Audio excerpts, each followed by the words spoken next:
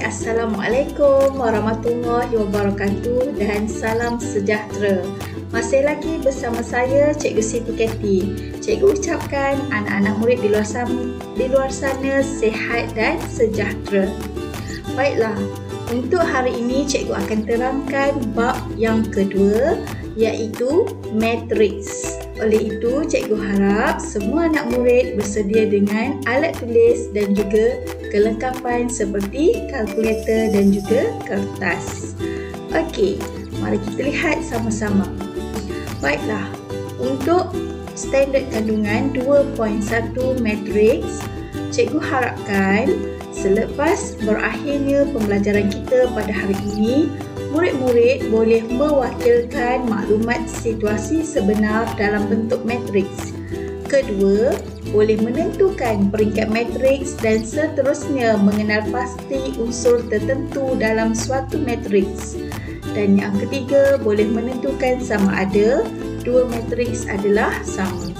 Jadi ini yang cikgu harapkan selepas berakhirnya pembelajaran kita pada hari ini.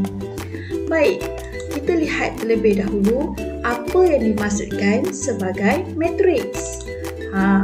Matriks ialah nombor-nombor yang disusun dalam baris dan lajur untuk membentuk satu tata susun segi empat tepat atau segi empat sama. Baiklah. Baik, kita biasa melihat bentuk jadual seperti begini, betul? Ini contohnya jualan kek mengikut jenis.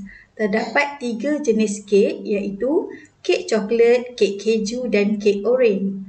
Seterusnya, jualan di kedai bagi kek coklat ialah 18, kek keju ialah 10 dan kek oren ialah 8.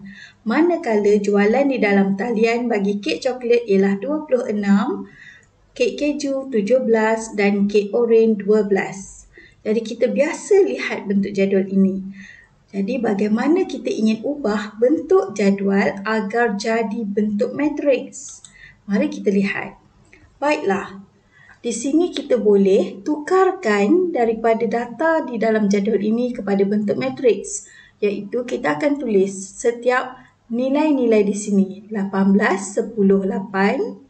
Okey, 18, 10, 8 dan 26, 17, 12.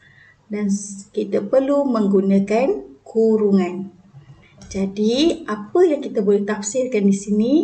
Okey, 18, 10, 8 adalah baris yang pertama, 26, 17, 12 adalah baris yang kedua. Seterusnya, maklumat 18, 26 ialah lajur pertama, 10, 17 adalah lajur kedua dan 8, 12 adalah lajur ketiga. Jadi, inilah yang dipanggilkan sebagai bentuk matriks. Dan kita biasanya menulis bentuk matriks dengan menggunakan kurungan, sama ada menggunakan kurungan seperti begini, kurungan petak ataupun kurungan biasa. Baiklah. Seterusnya, kita lihat pula matriks baris. Kenapa ia dinamakan sebagai matriks baris? Kerana ia hanya mempunyai satu baris sahaja.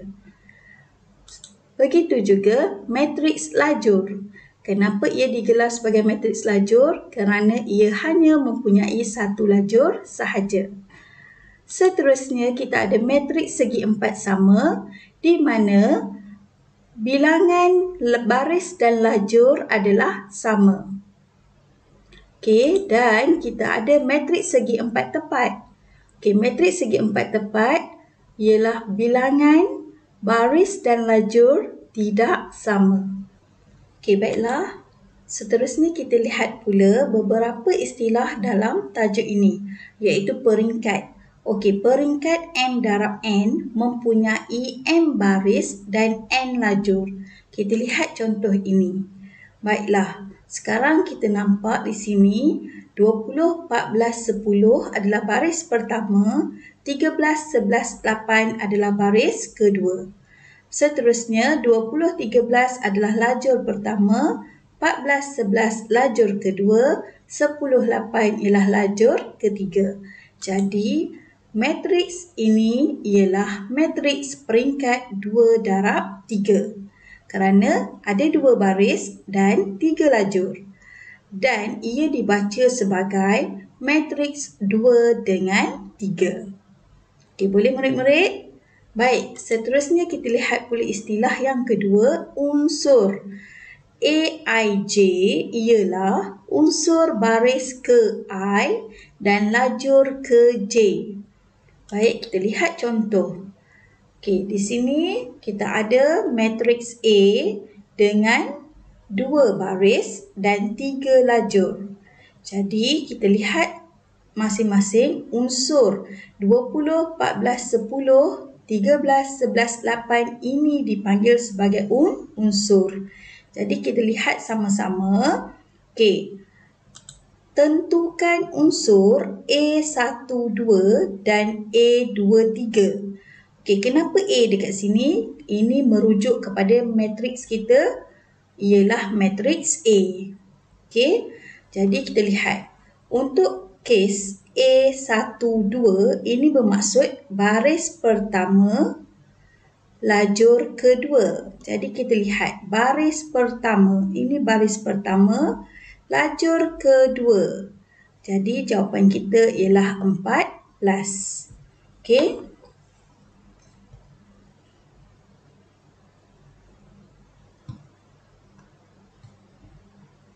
Okey, jadi ini kalau kita lihat ya. Ini adalah baris pertama, lajur kedua. Jadi jawapan kita ialah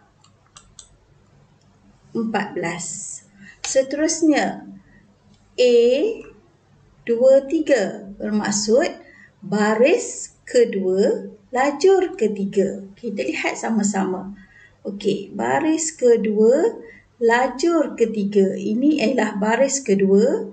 Okey, lajur ketiga. Ini ialah lajur baris kedua, lajur ketiga, inilah unsurnya. Okey.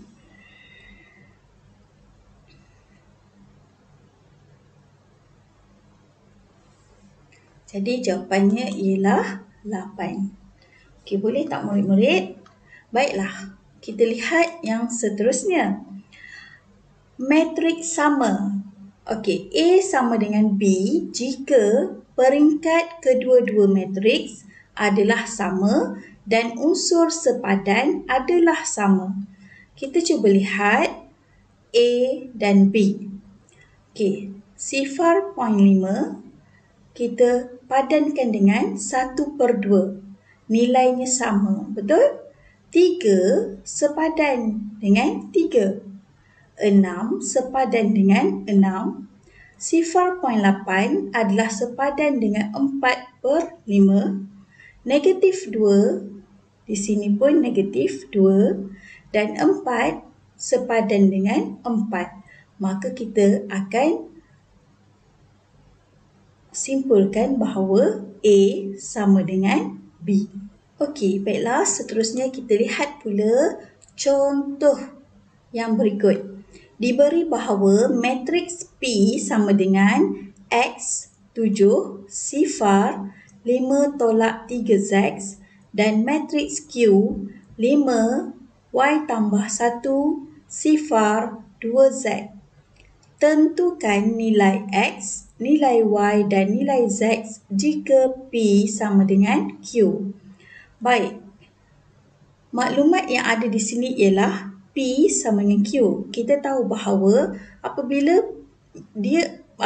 mereka ialah matriks yang sama, P dan Q ialah matriks yang sama, maka ia mempunyai peringkat yang sama dan unsur yang sepadan yang sama.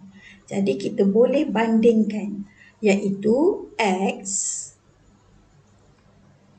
sama dengan 5. Jadi kita dapat maklumat yang pertama, nilai X sama dengan 5. Seterusnya, untuk nilai Y, kita akan padankan 7 dengan Y tambah 1. Okey, jadi kita akan bandingkan 7 bersamaan dengan Y tambah 1.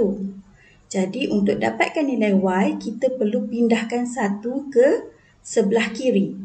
Jadi bila kita pindahkan ke sebelah kiri, ia akan jadi operasi tolak. Jadi Y sama dengan 7 tolak 1. Maka Y sama dengan 6. Baiklah, seterusnya kita bandingkan pula 5 tolak 3Z. 5 tolak 3Z adalah bersamaan dengan 2Z. Jadi kita akan buat perbandingan 5 tolak 3Z adalah bersamaan dengan 2Z. Jadi sekarang kita perlu cari nilai Z. Jadi perkara pertama kita pindahkan dulu yang ada Z setempat. Iaitu negatif 3Z kita pindahkan ke sebelah kanan. Akan menjadi operasi tambah. Jadi 5 kekal. Negatif 3Z dipindahkan kanan akan jadi tambah. Jadi dia akan jadi 2Z tambah 3Z.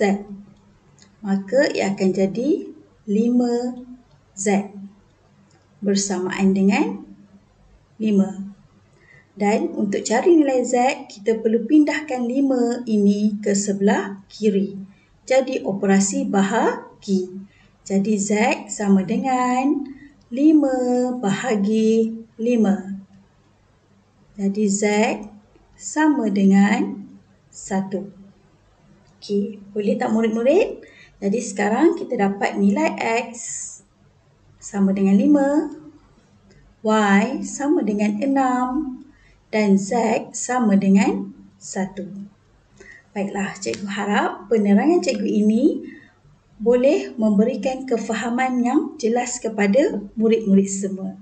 Baiklah, sekian sahaja untuk hari ini. Terima kasih semua. Bye. Assalamualaikum warahmatullahi wabarakatuh dan moga kita bertemu kembali di video yang seterusnya. Bye.